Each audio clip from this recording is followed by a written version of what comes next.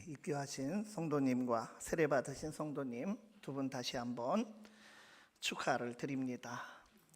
세례를 받고 입교하여 하나님의 자녀이며 예수님의 제자가 되고 그리스도의 몸인 교회의 일원이 되었다고 하는 것은 좁은 문, 좁은 길에 본격적으로 들어섰다고 하는 뜻입니다. 이 뜻깊은 시간 예수님께서 들려주신 좁은 문, 좁은 길에 관한 말씀을 다시 한번 나누고자 합니다.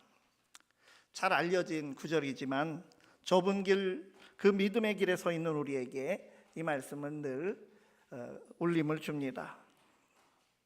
그리스도를 따름은 넓은 길이 아니라 좁은 길을 가는 자가 됨을 의미합니다.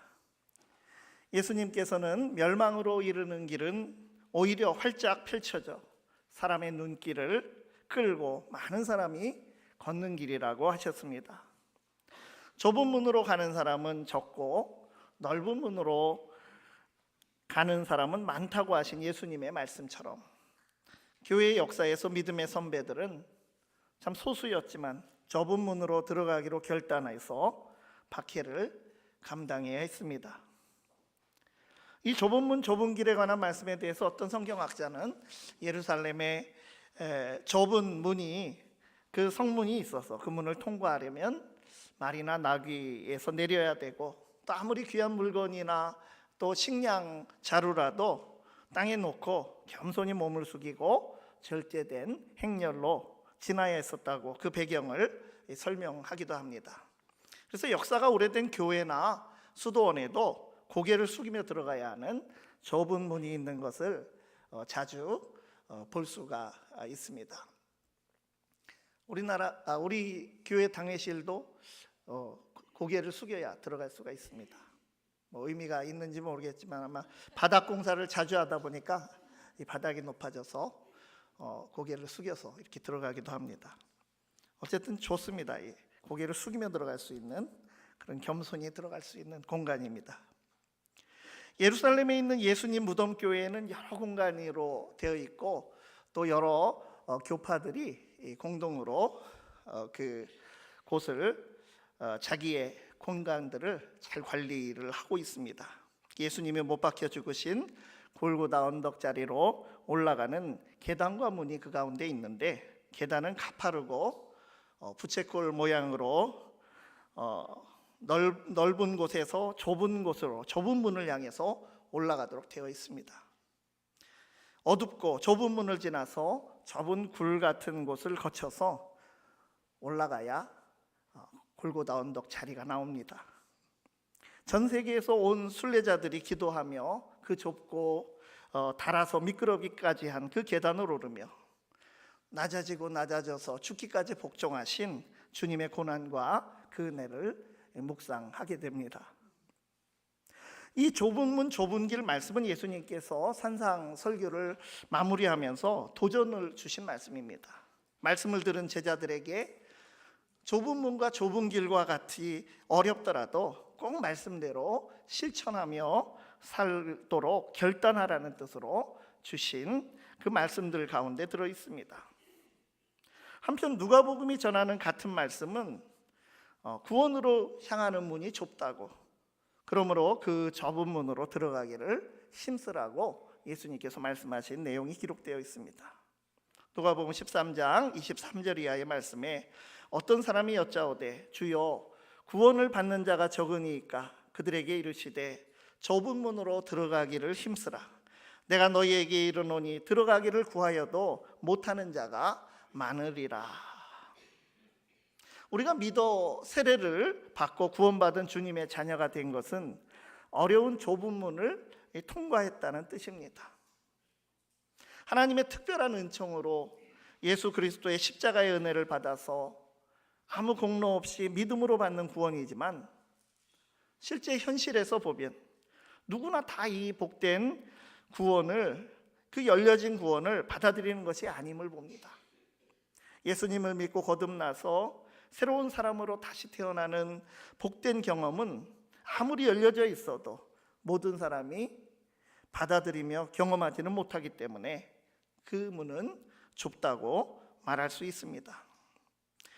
그렇게 본다면 우리가 이 믿음의 길을 걷는 것은 참으로 귀한 일이고 은혜입니다.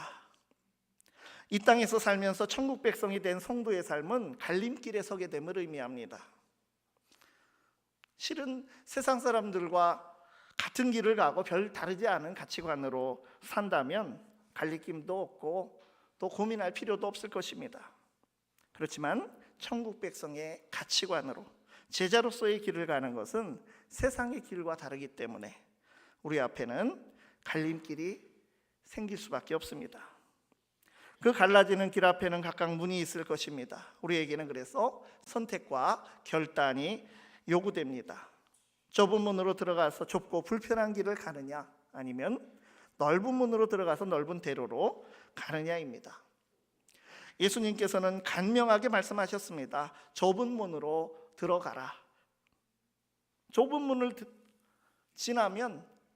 들어가면 좁은 길이 펼쳐집니다.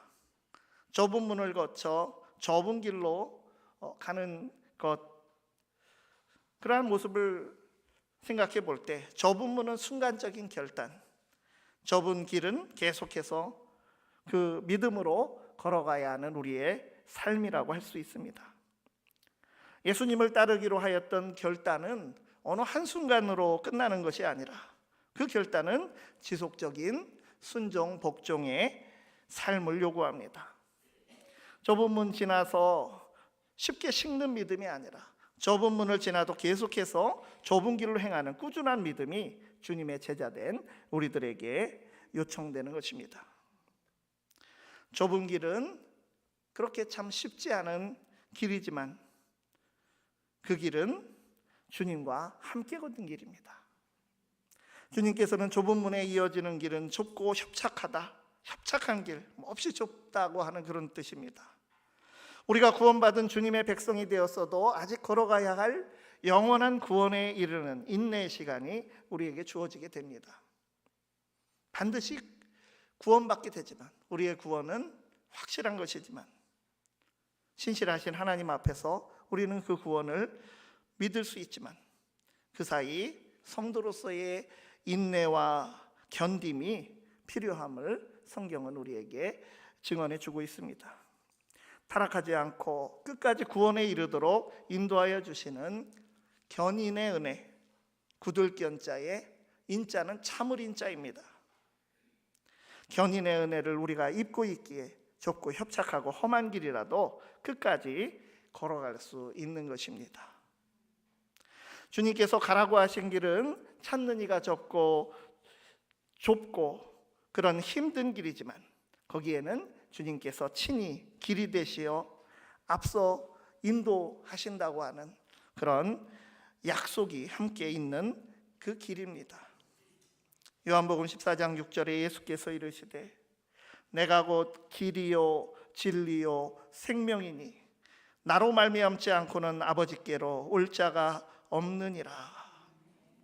내가 곧 길이요 진리요 생명이라 하신 주님께서는 우리보다 앞서 협착한 좁은 길로 가셨습니다.